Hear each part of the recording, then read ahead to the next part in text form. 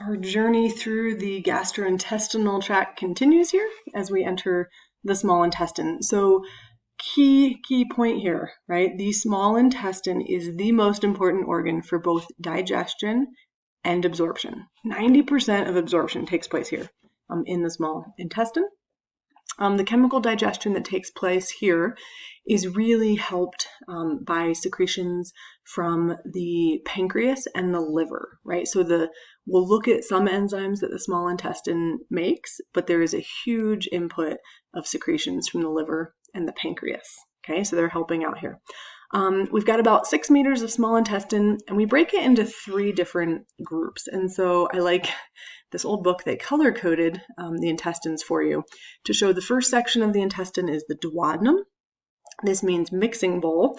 And here we see chyme from the stomach actually mixing with those secretions of the liver and the pancreas. So those come in really early on to make sure the rest of the intestines are able to have time to do digestion. Our second section here then is the jejunum, and this is where the majority of the digestion and absorption take place. And then finally, the ileum. Get my laser pointer back. Where is it? For some reason I don't have it. Okay, pointer, ileum. This is the longest section of the small intestine. It ends at the ileocecal valve. So the first portion of the large intestine is called the cecum. And so the ileum meets the cecum at the ileocecal valve. This is a sphincter connecting the small intestine to the large intestine. Now I can get the laser. There we go. Maybe I didn't. There's your picture from your book. Again, duodenum, jejunum, ileum. The nice thing about the way they laid this out, right, is you can actually see that ileocecal valve. Okay. So let's jump in a little deeper and take a look at the histology. So one thing to note is that the inside of the small intestine has these very visible rims. I'm going to show you on a real picture right here. So notice we cut a little cross section of the small intestine. Here we are in a cadaver. You see these huge ridges? Those are called plica circularis. And so those are folds. They don't stretch. This is a little different than, say, the rugae in the stomach. The plica circularis don't stretch. Really what they're there for is to increase surface area. Okay? And so you have all these ridges that are going to be covered in ridges, all about surface area. So this plica circularis is covered in what are called villi. These are the little projections, right? And then each of the villi actually have microvilli. So let's take a look here. So the intestinal villi, these guys, are tiny projections of the mucosa. So again, notice they're laying out here mucosa, submucosa, muscularis externa, and serosa. So we're all within, our villi are all within the mucosa here. They are covered in simple columnar epithelium. And the villi themselves are going to increase the surface area of the small intestine 600-fold, right? So basically, if you just laid out the intestines, you'd have something like, 3.5 square feet of surface area. Because of the microvilli, you get over 2,000 square feet of surface area. The numbers aren't important, but realizing that all of these folds on folds on folds are giving us surface area. Within the lamina propria, right, the connective tissue in this mucosal layer, we have lots of capillaries, okay?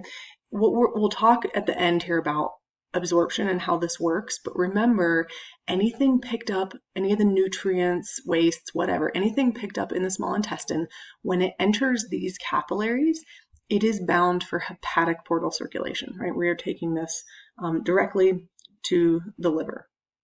You'll also see they're trying to put in green in here some lacteals, right? Remember, lacteals are these special lymph capillaries here in the small intestine, and this is how we are going to transport lipids.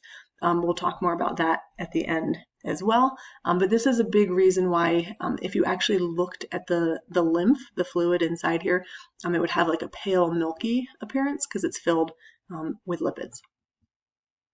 Okay, the other thing that we will find in here, notice we're looking on that the top of that villi, villus, I guess singular, we have lots of mucus cells. So again, particularly in the duodenum, you're getting that very acidic chyme entering, and so we would want some protection there with mucus cells.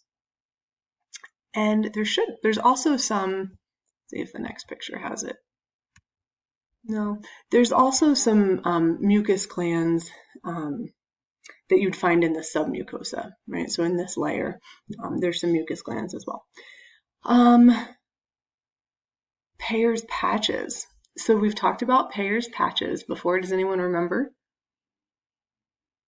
These were part of MALT, mucosal-associated lymphoid tissue, or in this case, sometimes they call it GALT, gut-associated lymphoid tissue. But these Peyer's patches, again, basically just aggregated lymph nodules.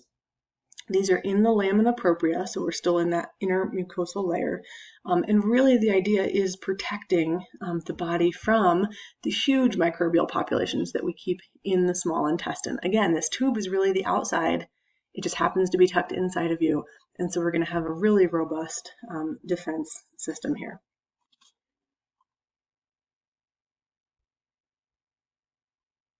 Oh, this is what I wanted to show you. So on the villi, notice these columnar epithelial cells. I want to even zoom in more. Notice this little border right here? They all have microvilli. So the plica are covered in villi, which have microvilli, little tiny projections on their surface. Okay, anyway, in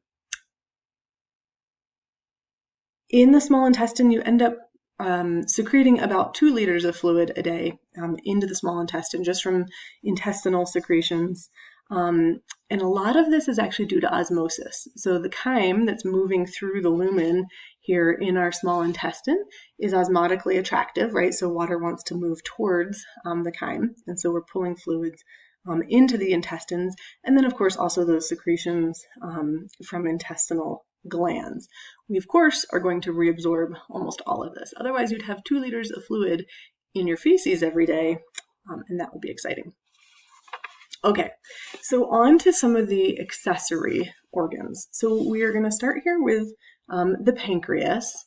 And notice, right, so we were just talking about the duodenum, and then we skip over to the accessory organs, right? Because this, in the duodenum, this duodenal papilla is the little opening where all these, where the pancreatic duct and the common bile duct are going to empty into the small intestine. So again, the pancreas, as we look at this as an organ, it truly is majority exocrine, right? It has glands that their secretions move into a duct and then are expelled at a surface. In this case, it just happens to be the surface of an internal organ, the small intestine. So they are exocrine glands. They produce primarily digestive enzymes. These are delivered to the duodenum through the pancreatic duct.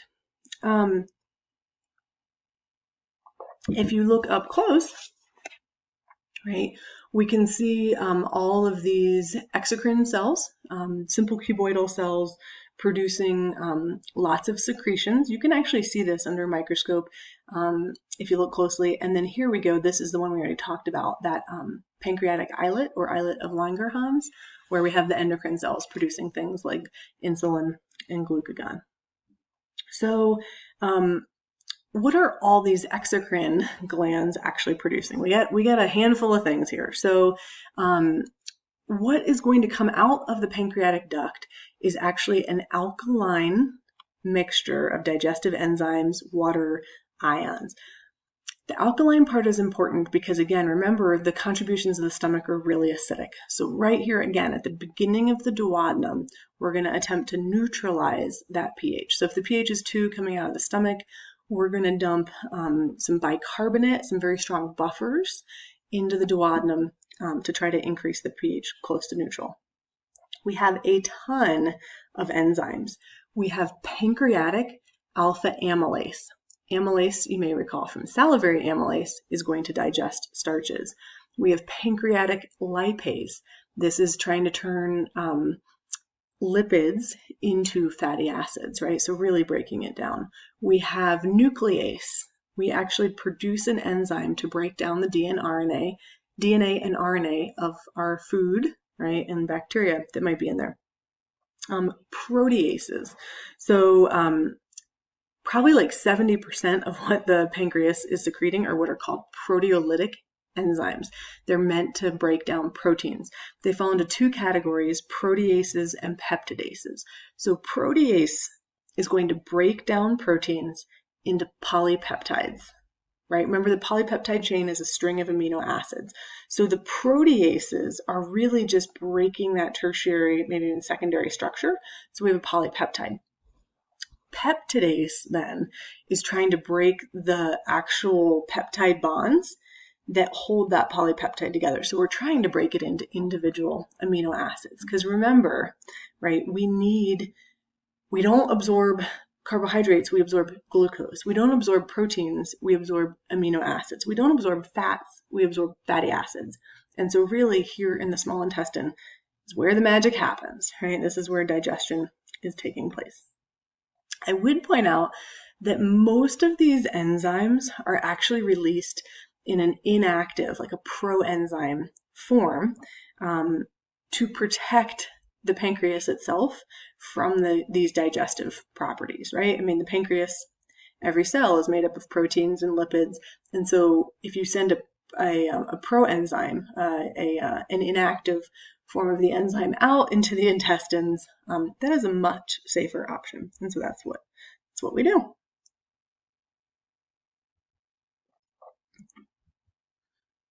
Oh, I did want to show you this too.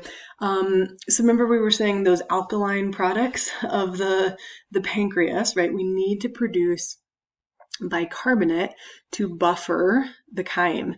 And so I just love that this came up again. Notice that in the intestinal cell here, we're taking carbon dioxide and water, using carbonic anhydrase to make carbonic acid. That carbonic acid is going to split into bicarbonate, which you see entering the small intestine here. Notice the chloride shift, chloride's coming in. And then you also, there's the hydrogen. The hydrogen is sneaking out into the blood. And so one of the things to keep in mind here is when you eat and when that food actually enters the small intestine and suddenly you need to produce bicarbonate to neutralize it, what happens to your blood pH? It does. It becomes more acidic. And so you're going to have to work to buffer this influx of hydrogen protons so that your pH in your blood doesn't drop too low. Okay, the liver. The liver does so many things. The liver has like 500 different functions. You just can't say enough good things about the liver. I will encourage you to be nice to your liver, right? As we hear about all these things that take place. The liver is the largest visceral organ in the body, and it's the center of metabolic regulation, hematological regulation, and also bile production. So if I had to put those in three big categories, metabolic regulation, we're going to talk about how it deals with proteins, lipids, carbs. Hematological regulation, we are going to talk, right, that's blood. So we're going to look at all the proteins that are produced by the liver that are super important and tie back to our blood chapter, and then bile production. So if you think about metabolic regulation,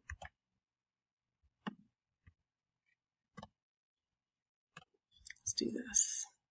Nope, it doesn't let me. I was going to try to type for you. Metabolic regulation. What we're looking at here is the liver makes the determination basically on what happens to all the macromolecules that come to it from the hepatic portal circulation. And so that's kind of what they're showing you here is if you look at the histology of the liver, you have all these, what would that be? Is that a hexagon? here's the portal area, right? So this is where we're actually bringing blood in from the intestines and sending it out to all these cells. And the cells in the liver are going to decide what the body needs. So if that cell gets glucose, right, because it's glucose that's absorbed and actually brought into the bloodstream, it gets to decide, well, should we save this for later? In which case the liver can take glucose, put them together into glucagon, right? The liver can store somewhere around 400 calories worth of glucagon so that you can sleep through the night without eating, and then slowly break that back down into glucose. So the liver gets to decide, do I need to store the sugar or do I need to use the sugar? It also, if you have excess glucose and there's no more room for glucagon, it's going to store it as fat, right? Or convert it into lipids that can be stored by adipose cells. The liver also has the really amazing property of being able to do what's called gluconeogenesis. Gluconeogenesis literally means the formation of glucose from non-glucose sources, right? From non-carbohydrate sources. And so we can actually use lipids and proteins to produce glucose. And the liver is the only organ, as far as I know, that's able to do this. And so that becomes super important in like a really low carb diet or things like starvation. How can you still have glucose? And we mainly think about this because the brain only uses glucose as a fuel. So like skeletal muscle and stuff like that will use fatty acids. The brain demands glucose. And so if you're not eating, you need to figure out a way to turn something like a protein, right? You can take skeletal muscle, cardiac muscle, and break it down and actually get sugar from that. Okay, so those are kind of our options as far as carbohydrate metabolism goes. The liver is also in charge, though, of lipid metabolism, right? So it determines the levels of circulating triglycerides, fatty acids, cholesterol in the blood. So it can store them, it can release them. Now, lipids didn't travel through the hepatic portal system. Remember, those were actually, they're not showing it in here, coming up through lymphatics. This green is actually bile now, so don't think lymphatics here. Right? But there's a lot of choices to make in regards to what to do with fats. We'll talk a little bit more at the end about like low density lipoproteins, high density lipoproteins, like the ratios. The liver is who's making those decisions. Amino acid metabolism. If you have an excess intake of amino acids, any intake, the liver gets to decide what to do with them, right? Should we use those amino acids to make proteins, right? Should we send those amino acids into circulation because other cells want to make proteins? The liver can turn amino acids into fats, because why not, right? There is energy in an amino acid, and so if you have extra, you'll store that energy as fat. And it can also do a process, remember gluconeogenesis, so it can turn those amino acids into sugars if that's what we need, right? So as far as metabolic regulation goes, the liver is just, unmatched, right? Totally running the metabolism, making a lot of determinations about what's going to end up in the blood. On top of that, you could still think about waste removal. So when the liver takes the nitrogen off of a protein in order to make sugar, you get a lot of ammonia. And so it's going to convert that ammonia to a less toxic form, which is called urea, which of course then we'll get the kidney to get rid of in the form of urine. But the liver converts ammonia to urea. And it also does a huge amount of waste removal, detoxification, things like drugs, different toxins. Some of these it's able to break down and remove, right? Send them off to get flushed by the kidney.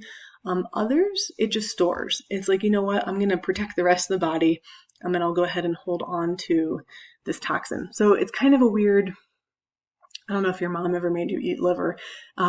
It is rich in iron, and Iron's important for making blood and all those sorts of things. But the liver also is this like waste filtration system, and some of those wastes actually are stored and accumulate in the liver. So I would rather eat the liver probably off a wild animal than one that's been in a feedlot and exposed to a bunch of crap. But anyway, I don't really eat liver. Does anyone eat liver? Okay, the liver also does vitamin storage, so particularly your fat-soluble vitamins A, D, E, and K. The liver can store those. B12 is a water-soluble vitamin that the liver stores as well. And we were just talking about B12 and its importance in preventing anemia. Okay, it stores minerals, particularly iron. When we think about the recycling of red blood cells, if there's extra iron, we have that transport protein ferritin, and we can store iron here in the liver. So there is a lot going on. That's just metabolic regulation. Here comes hematologic regulation. And I apologize because I feel like, I need my whiteboard so I can write this out for you. Do let me know in class if we have questions on this, because I'm just kind of running through it. But I did want to point out kind of these key things that you should be finding in the chapter. So hematologic regulation. A couple things to keep in mind here. We do have specialized macrophages here in the liver. These are called Kupffer cells. So because we're bringing all that blood here to the liver, this is a great place to kind of filter and look for foreign pathogens. In the liver, we synthesize a lot of really important plasma proteins. So hematological regulation, we're thinking about blood proteins or blood. So albumin is made by the liver. A ton of the transport proteins that we talked about with the endocrine system. The clotting proteins that we talked about, like fibrinogen. The complement proteins that we talked about as part of innate immunity. All of that is made here in the liver. And so those proteins are just going to circulate in the blood. So pretty wild. The liver does remove hormones. So remember we were talking about, well, those hormones shouldn't circulate forever because we're just trying to have a certain effect. The liver does absorb and recycle hormones, epinephrine, norepinephrine, insulin, thyroid hormone, cortisol, vitamin D, right? The liver is deciding really how long these are going to stay in circulation. It also removes antibodies. So people often ask, well, how long do antibodies last after an illness? And they don't stick around forever. Remember, antibodies are just these floating proteins. Proteins are made of amino acids. That's an expensive resource. And so we're not going to need those forever, right? We figure, the chicken pox threat has passed, and the liver will actually recycle those antibodies for their amino acids. The liver, we mentioned before, but you can include this in hematology as well, because it's filtering the blood, removing and storing toxins. It also, last but not least, I'll leave it there for hematologic. The third main thing we said it does, is the production of bile. And we talked about this briefly when we were talking about the recycling of red blood cells, right? But this is a way to take, right, the porphyrin portion of a red blood cell and recycle these amino acids. And so remember, bilirubin is going to be converted in the liver to bile, and then that is going to go to and be stored in the gallbladder to later be released into the duodenum. And bile's role in digestion is really to emulsify fats. So if you have a big old chunk of fat, right, that came through into the intestine, it's going to break it into smaller pieces. When you have smaller pieces, when you're emulsified, that's going to give us surface area for enzymes to act on, right? So that is bile's role there. And pretty nifty, right? Because it's just a recycled product from blood. Okay.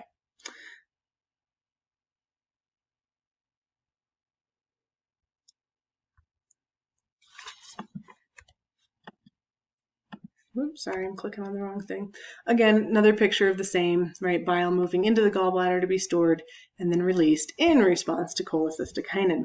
So the gallbladder basically has a sphincter, right, at its opening, and it's going to relax to release the bile, right? And the actual gallbladder contracts a little. Oh, that's the thing I like. Cholecystokinin. Cyst is like a sac, kinin is movement, and so like technically the name of this hormone is like bile sac mover, right? Anyway, so the gallbladder releases those.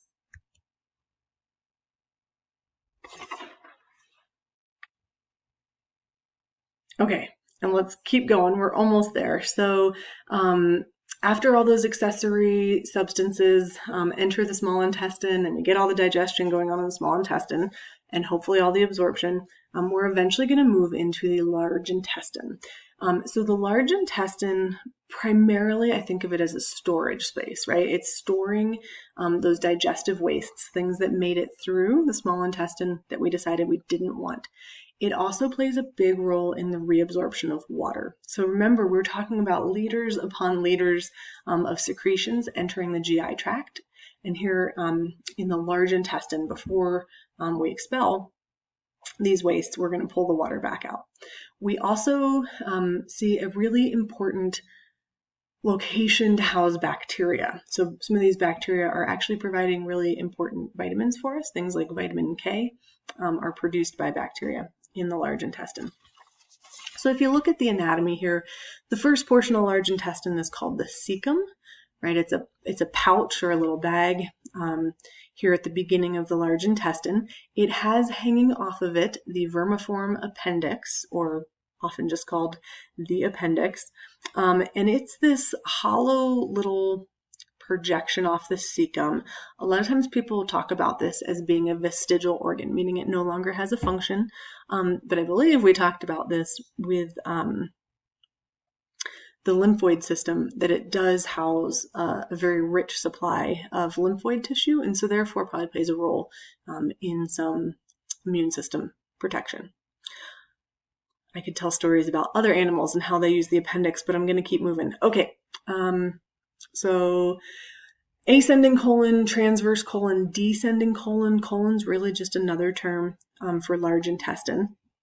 And that sigmoid colon, right, it does this like little S curve down here where it enters the rectum. So the rectum is usually empty, and it's actually the movement of feces down into the rectum, into this pouch, that's going to trigger the defecation reflex.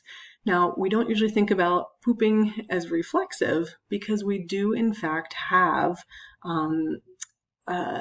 voluntary control over it, but only because, notice here, we have an internal anal sphincter and an external anal sphincter. So the reflex actually triggers the internal anal sphincter to open, but you do hopefully have control over that external anal sphincter so that you can still choose when to release fecal matter. It's actually kind of cool. Let's see if I have the picture here of how complicated this is, right? So notice the movement of those feces when it enters the rectum and it starts pushing out, right, stretching. That is going to trigger this reflex. So we actually house this down in the sacral region. And here we see that we're telling the internal anal sphincter to relax. That's essentially the reflex here. And then also that reflex is going to stimulate some contraction in the large intestine, right? Trying to push more fecal matter in that direction so that when you choose to voluntarily open the external anal sphincter, you can in fact defecate. Okay, physiology-wise, I would point out, right, there is a little nutrient absorption, right? We said 90% in the small intestine, so it's like 10% here in the large intestine. But again, it plays a huge role in water reabsorption. It also does provide absorption for some of those vitamins, right? If the bacteria that live here producing vitamins, if we didn't absorb them, right, we would just let them go as wastes. So again, things like vitamin K, which is a really important nutrient in blood clotting, which we talked about. You absorb, there's a nutrient called biotin that the bacteria make for you that's going to be important in glucose metabolism.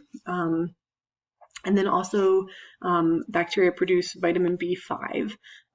So these are important things that we want to absorb.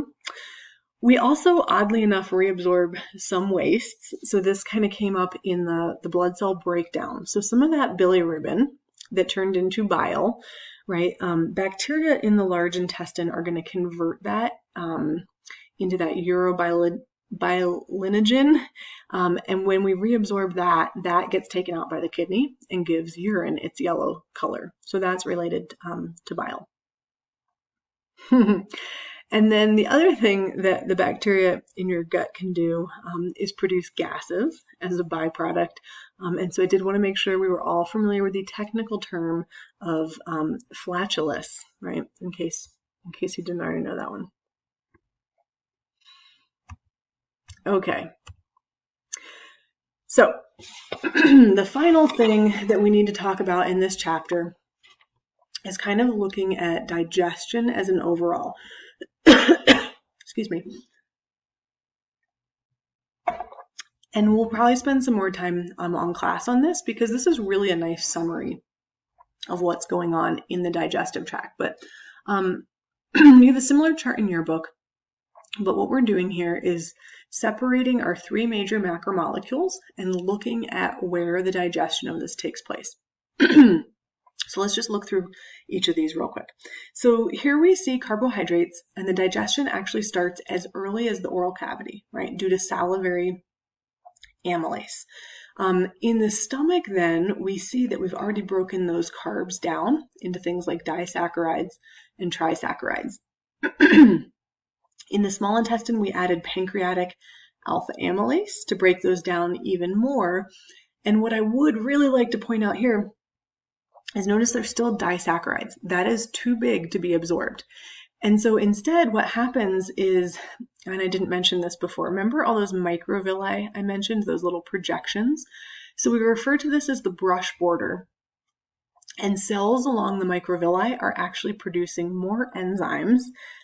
In the case of carbohydrates, the enzymes lactase, maltase, and sucrase, and they break down the disaccharide that shares the name, right? Lactase breaks down lactose. Sucrase breaks down sucrose.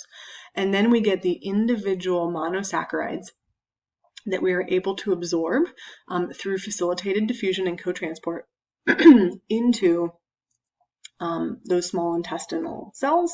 From there, we go directly into capillaries. So, sorry.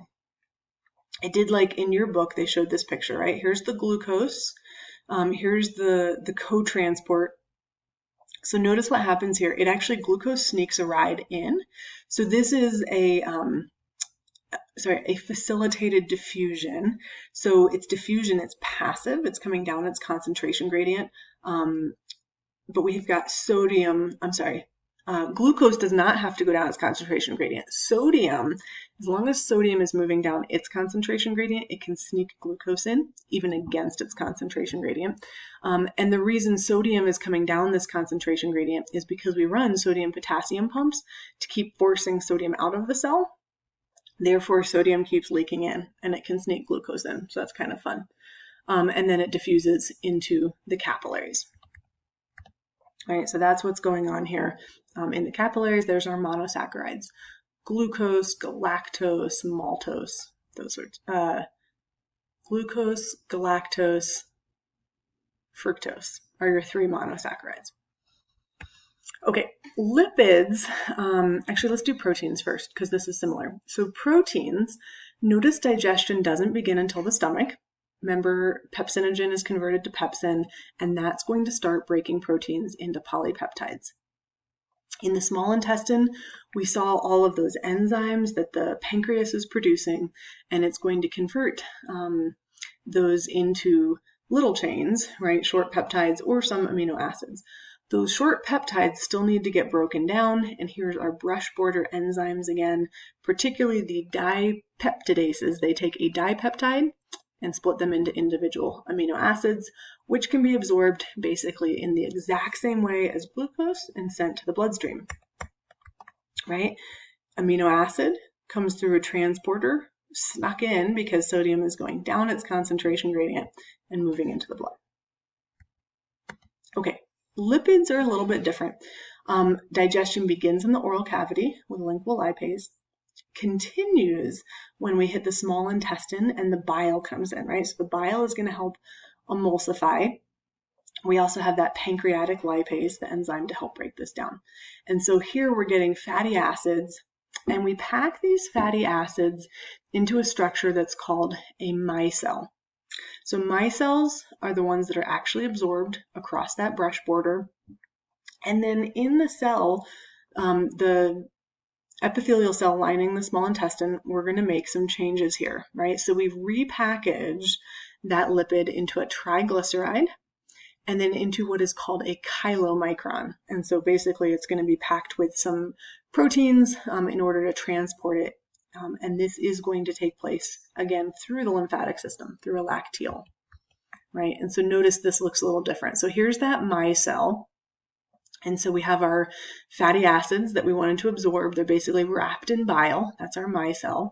It diffuses, right? A lipid can go into a phospholipid. And so then in the cell, we make a triglyceride, and then we join it with proteins, and that's the chylomicron. So the micelle has bile, the chylomicron has protein, and into the lymphatic system we go. I know this sounds like a lot of detail, right? But it really helps explain how all these nutrients from our food end up in our body. Okay. Last couple things, we're wrapping it up. We're almost there.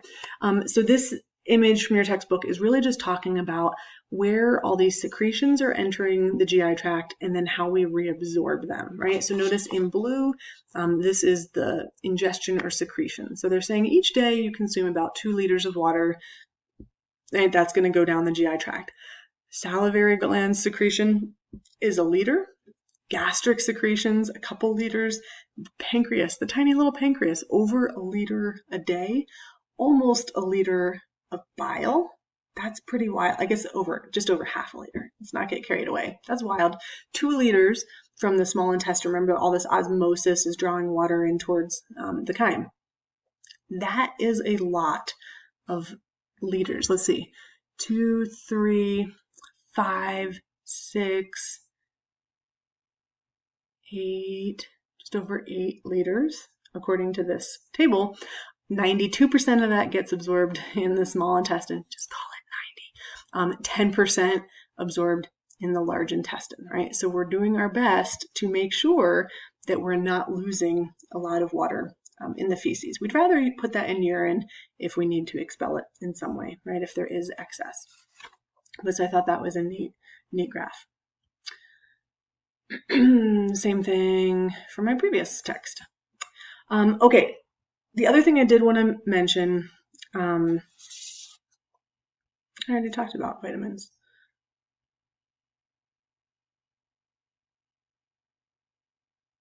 Okay, I think that's actually it. Sorry, that one got kind of long, but hopefully that gives you a good tour of the GI tract.